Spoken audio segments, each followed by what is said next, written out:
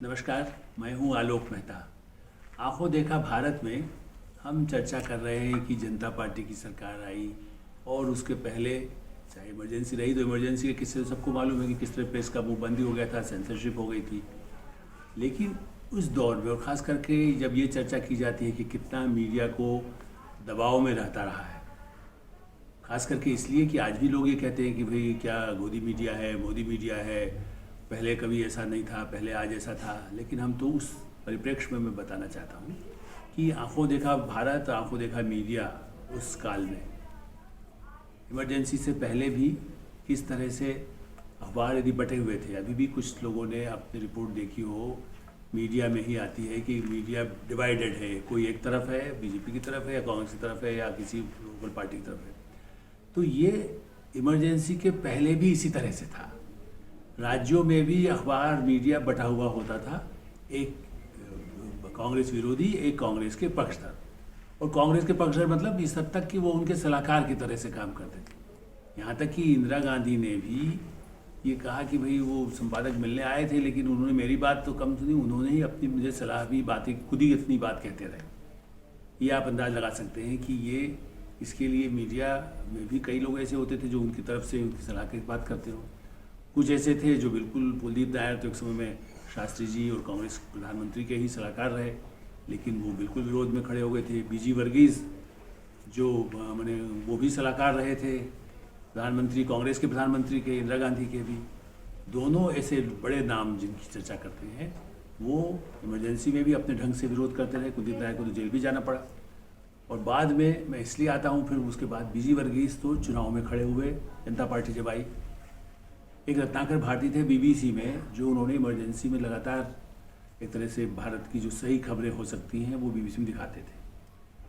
जनता party जब सरकार में आई, चूँकि हम चर्चा कर चुके हैं कि जनता पार्टी सरकार में आई, मंत्रियों के बीच कैसे मतभेद थे, लेकिन फिर भी जनता पार्टी जब आई तो रत्नाकर भारती जो बीबीसी में हिंदी विभाग के प्रमुख थे, उनको कहा गया, अरे आपने बड़ी सहयोग किया था, भारत आइए, आपने चुनाव लड़ी है। उनको मध्य प्रदेश से चुनाव लड़वा दिया।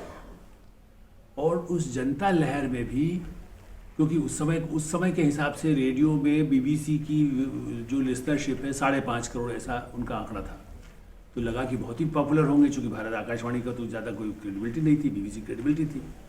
लेकिन जनता लहर में यदि संपादक चुनाव लड़ने गए तो पता चला कि जमानत भी जब्त हो गई जनता पार्टी से खड़े होने के बाद। एक ये पहलू है कि ऐसा नहीं है, यदि बटा हुआ हो, संपादक भी हो, उसका काम लोग उसको अखबार या पत्रकार, रेडियो, टीवी के मानेगा। लेकिन जनता पार्टी के समय में ऐसे कई लोग। और फिर जहाँ तक दबाव की बात है, इमरजेंसी के दबाव की तो किताबें बहुत लिखी गई हैं। जनता पार्टी की जब सरकार आई, मोरारजी भाई भी, जैसा हम एक चर्चा पहले भी कर चुके हैं, कुछ चीज़ों में उनको मीडिया में जो लोग ऐसे कहीं किसी संस्थान में काम कर रहे हैं, वो यदि बिल्कुल ही कांग्रेस के पक्ष में थे तो उनके प्रति उनका बिल्कुल अलग आग्रह था। कांति देसाई जो उनके बेटे थे, उनको भी जो उनके सहयोगी थे वो बताते थे ये कुछ खिलाफ छाप रहा है या गलत कर रहा है या आपके बारे में भी कुछ चीज़ ऐसी आ गई। तो यहाँ तक हुआ है, मनोज श्याम जोशी जैसे संपादक के लिए, जो साप्ताहिक हिंदुस्तान और मौनिकों के संपादक थे हिंदुस्तान टाइम्स ग्रुप में, वहाँ से कहा गया कि इनको तुरंत हटा दीजिए। कांति देसाई का भी जिक्र संजय गांधी और जगजीवन राम के पुत्र सुरेश राम को लेकर के एक छोटा चार्ज है, इसको कहते हैं कि 8 पैराग्राफ की एक स्टोरी छपी थी कि ये सब ऐसे बड़े नेताओं के पुत्र हैं।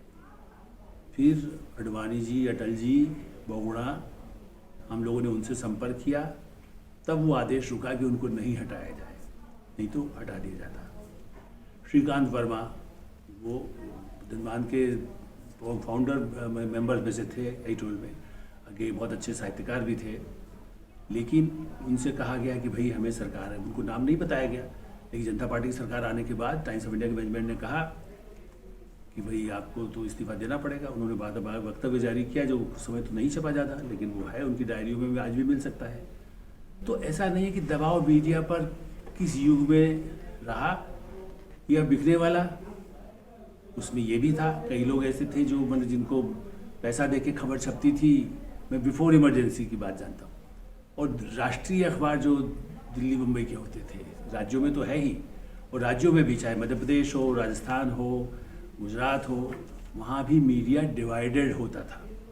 एक कांग्रेस के पक्ष में, एक कांग्रेस के विरोध में, चाहे वो और जैसा मैंने कहा था, अटल जी तो पत्रकार में शुरू में से आए थे, कई ऐसे जॉर्ज फर्नांडिस भी अपनी पत्रिका अखबार निकाल चुके थे, नेहरू का निकाला हुआ नेशनल हेराल्ड, वो बाद में अब तो ख़त्म ही हो गया, लेकिन एक समय में वो अखबार उनका पार्टी के हिसाब से भी नहीं, उन नेताओं के हिसाब से था, लेकिन तब असहमतियाँ एक समय में थी जब छपती नेहरू काल में, तो लेकिन बाद में तो ऐसा नहीं हुआ, चाहे इमरजेंसी रही हो या दूसरी रही हो। मेनका गांधी जी ने, जनता पार्टी जब आई तो सूर्या नाम की एक पत्रिका निकाली, तो उसमें जगजीवन राम के बेटे सुरेश राम को लेकर के एक सेक्स स्कैंडल सामने आया था, तो पूरा ही मतलब आज के समय में तो कोई छाप शायद बहुत ही भयानक हो जाता, लेकिन वो सब उन्होंने छाप दिया था। तो मीडिया का सीन भी ऐसा नहीं है कि आज दुनिया ख़राब हो गई है, ये हमारा आंखों देखा भारत में जो मीडिया को मैंने नज़दीक से देखा, उन सब संस्थानों में भी मैं जब काम कर रहा था, तो मेरा ऐसा मानना है कि कोई युग हो, भारत में आपको यदि हर मौसम को जो झेलना है, सर्दी गर्मी बरसात, ऐसा नहीं यूरोप की तरह है, और यूरोप में भी वैसे भी लोकतंत्र है तो वहाँ भी लोग अलग अलग डिवाइडेड हैं, वाशिंगटन पोस्ट वाशिंगटन टाइम्स की अलग लाइन है, तो भारत में भी कुछ अखबार बिल्कुल ही कांग्रेस के पूरी तरह से समर्पित होते थे या बिल्कुल ही जो उनके विरोधी होते थे। डिवाइड जो है वो मीडिया रहा है। भारत में लोकतंत्र की यही एक ताकत है जिससे भारत आगे बढ़ता रहा है। धन्यवाद, नमस्कार। आपको ये कैसा लगा वीडियो, आप अपनी ज़रूर राय भेजते रहिए। हम आंखों देखा भारत में ऐसे अलग अलग पहलुओं पर आपको जानकारी देते रहेंगे। अगर आपको हमारा ये वीडियो पसंद आया हो तो वीडियो को लाइक करें और चैनल को सब्सक्राइब करें, और हाँ, बेल आइकन को दबाना ना भूलें ताकि आप तक वीडियो का नोटिफिकेशन पहुंचता रहे। देश और दुनिया की तमाम खबरों के लिए देखते रहिए इंडिया न्यूज़ नेशनल।